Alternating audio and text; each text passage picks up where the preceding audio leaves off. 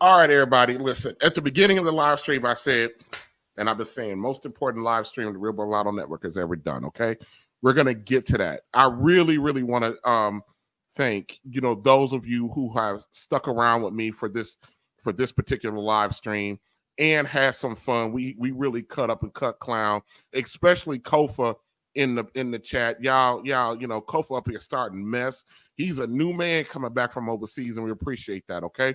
But I got a few things I want to talk about before we get up out of here, okay? And just stick with me while I get through this, and I'm going somewhere, so just let a brother get it out, okay?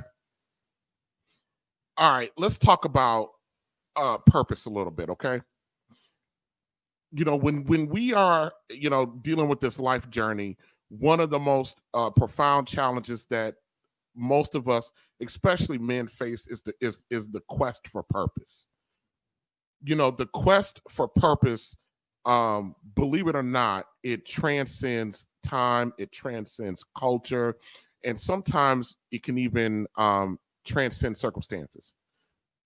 The struggle to find your place and purpose in the world is a deeply rooted human experience. Historically, the pursuit of purpose has driven men to do great things. And while when you don't have purpose, it can lead some men to feel out of place, out of sorts, can lead some men to feel a bit of despair. I'm not 100% sure how for a woman who has a lack of purpose, what that does to her. I can only speak from the perspective of a man, especially a black man and a black man in these spaces. The Greeks, and I know I'm here TJ go again with this history and shit. The Greeks has a word called, and I might not be pronouncing it correctly, but it's called eudaimonia. And the term loosely translated means happiness and flourishing, which they say is only achieved by living in your purpose. And I know we talk about purpose as a very generic and broad term, and we like to throw out the word purpose as if it's some abstract. We even had, in the Christian world, we even had this book out called Purpose Driven Life. Which, when I only read half of it because I got frustrated with it because it wasn't tangible enough for me. And most men that read that book, it was not tangible. It talked too much in generalities. And when we talk about purpose, a lot of times we talk about it in generalities. And even other men out here in these spaces in life and even on these social media platforms, when they talk about purpose, they talk about it in a way that's not tangible.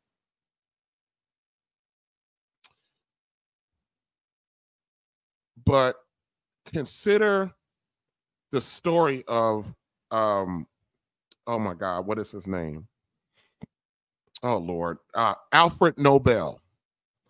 Alfred Nobel was a man, he invented dynamite. And he became a very wealthy man off the invention of dynamite, or at least he's credited for inventing dynamite. And a newspaper one day printed his obituary before the man even died. And they called him, in the newspaper, they called him the Merchant of Death. And that newspaper article really shook Alfred Nobel to his core. And then he did something that actually gave him a new purpose. And that's how the Nobel Peace Prize was created. He created the Nobel Peace Prize, or the Nobel Prize, in an attempt to redefine his legacy and to redefine his purpose and his place in history. We do not associate Nobel with dynamite or merchant of death. We now associate that name with humanitarianism. Think about purpose. Think about Nelson Mandela, how he showcased, how his struggle, his purpose was born out of his struggle. The man was in prison for what? Over 2 decades plus? He found purpose within his struggle, and he transformed his personal struggle into a larger fight.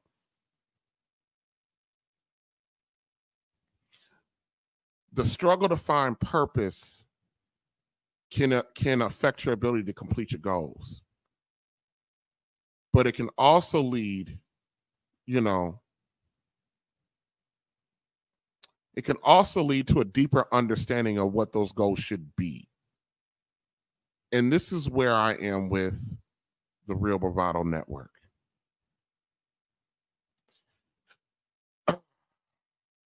Those of you wrestling with finding your purpose, know that you're not alone.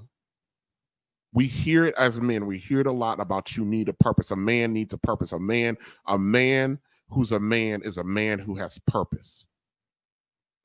And you hear that often in these spaces about the fact that you have to have a purpose. But no one explains to you how to find your purpose, or speak on the struggle to find it, or how stressful it is and how confusing the process can be. Not to mention, the fact of the matter is you lose a lot of time in trying to figure out what your purpose is.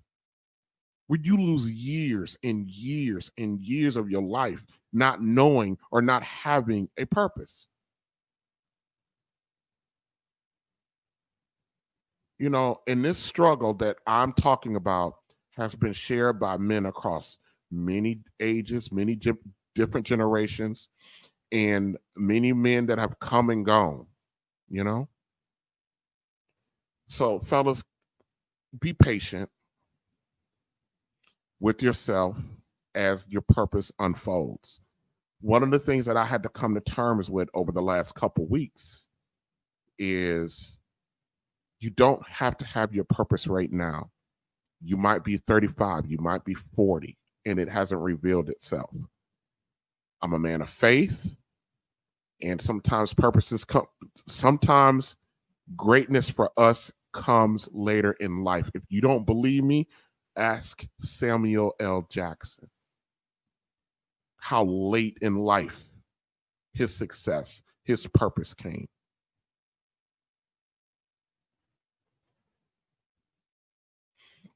Let's talk a little bit about legacy. The legacy we choose to leave behind becomes the important, powerful statement on our life.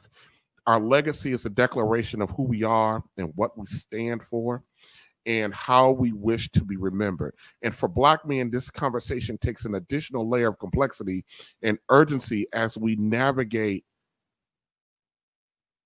this thing called life, especially in this country.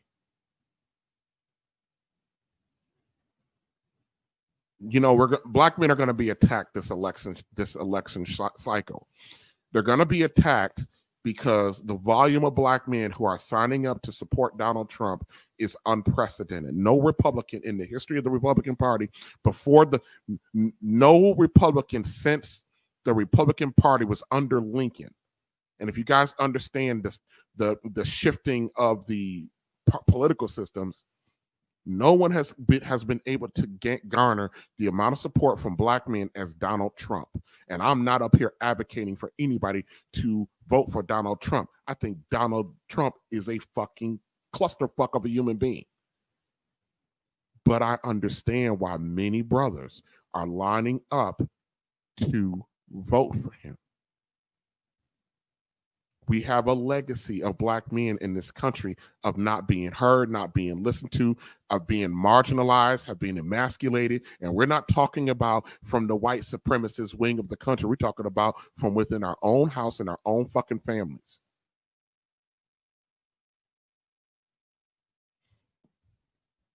Donald Trump will be president, and he's going to get ushered in on the backs of Black men.